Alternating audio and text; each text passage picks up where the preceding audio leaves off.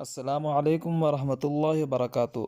پیارے دوستو، آج میں آپ کو بہت ہی پیاری حدیث سناؤں گا۔ اس سے پہلے آپ سے گزارش ہے کہ ہمارے چینل کو سبسکرائب کریں اور بیل آئیکن کو پریس کریں تاکہ ایسی بہت سی اچھی احادیث آپ تک پہنچتی رہیں۔ تو آئیے شروع کرتے ہیں۔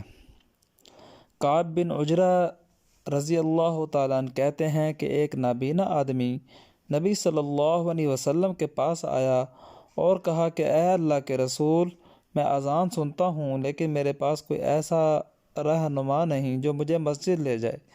آپ صلی اللہ علیہ وسلم نے فرمایا، جب تم اذان سنو تو اللہ عز و جل کے داعی کی پکار پر لبیک کہو، یعنی تمہارا مسجد میں آنا اس وقت ضروری ہے۔